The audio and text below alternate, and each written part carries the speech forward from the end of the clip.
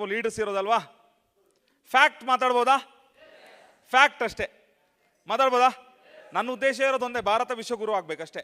ಭಾರತ ವಿಶ್ವಗುರು ಆಗಬೇಕು.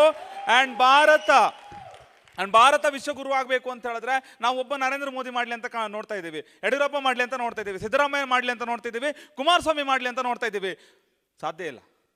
ಭಾರತ ಯಾವಾಗ ವಿಶ್ವಗುರು ಆಗತ್ತೆ ಅಂತ ಹೇಳಿದ್ರೆ ನನ್ನ ದೇಶದ ಕಟ್ಟಕಡೆಯ ಸಾಮಾನ್ಯ ಬಡವ ಶ್ರೀಮಂತನಾದಾಗ ಮಾತ್ರ ನನ್ನ ದೇಶ ವಿಶ್ವಗುರು ಆಗತ್ತೆ.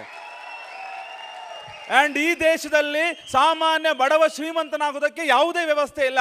ಯಾಕಂತ ಹೇಳಿದ್ರೆ ಬಡವನ ಹತ್ರ ಶ್ರೀಮಂತನಾಗ್ಲಿಕ್ಕೆ ದುಡ್ಡಿಲ್ಲ. ಏನಾದರೂ ಬಿಸ್ನೆಸ್ ಮಾಡಬೇಕು ಅಂದ್ರೆ ದುಡ್ಡು ಹಾಕ್ಬೇಕು, ದುಡ್ಡಿಲ್ಲ. ಅವನತ್ರ ವಿದ್ಯೆ ಇಲ್ಲ, ಅವನಿಗೆ ಬ್ಯಾಕ್ಗ್ರೌಂಡ್ ಸಪೋರ್ಟ್ ಇಲ್ಲ, ಅವಕಾಶ ಇಲ್ಲ, ಏನೂ ಇಲ್ಲ.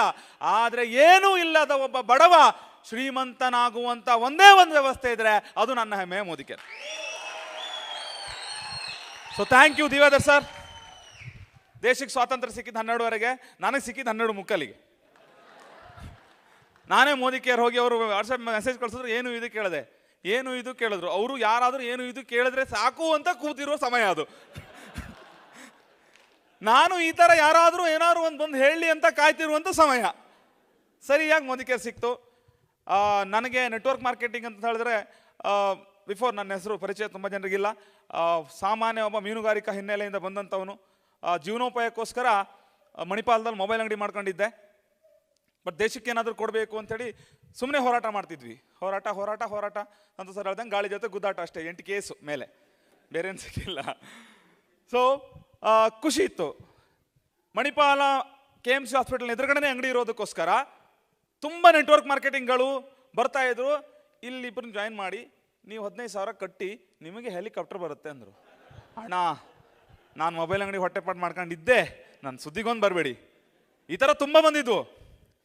ಬಟ್ ಯಾಕೆ ಮೋದಿ ಕೇರಿಗೆ ಜಾಯ್ನ್ ಆದೆ ಅಂತ ಹೇಳಿದ್ರೆ, ದಿವ್ಯಾಧರ್ ಸರ್ ನನಗೆ ನೆಟ್ವರ್ಕ್ ಮಾರ್ಕೆಟಿಂಗ್ ಅಂತ ಹೇಳಲೇ ಇಲ್ಲ. ಹೇಳಿದ್ದಿದ್ರೆ ನಾನು ಮೋದಿ ಕೇರು ಜಾಯ್ನ್ ಆಗ್ತಿರ್ಲಿಲ್ಲ. ಅವ್ರು ಹೇಳಿದ್ದು ಒಂದೇ, ರವಿ ಸುಮ್ಮನೆ ನಾವು ದೇಶ ಅಂಥೇಳಿ ಸರ್ಕಲಲ್ಲಿ ಬಾವುಟ ಹಾರಿಸಿ ಮನೆಗೆ ಬಂದು ಅದೇ ಫಾರಿನ್ ಕಂಪ್ನಿ ಪ್ರಾಡಕ್ಟ್ ಯೂಸ್ ಮಾಡೋದು ಮಾರ ಇಷ್ಟು ವರ್ಷ. ಈಗ ಒಂದು ದೇಶೀಯ ಕಂಪನಿ ಪ್ರಾಡಕ್ಟ್ ಇದೆ, ಮೋದಿ ಕೇರ್ ಅಂತ ಇದೆ. ಈ ಪ್ರಾಡಕ್ಟನ್ನು ನಾವು ಯೂಸ್ ಮಾಡುವ, ನಮ್ಮ ಫ್ರೆಂಡ್ ಸರ್ಕಲಿಗೆಲ್ಲ ಕೊಡುವ, ಮನೆಗೆ ಹಂಚುವ.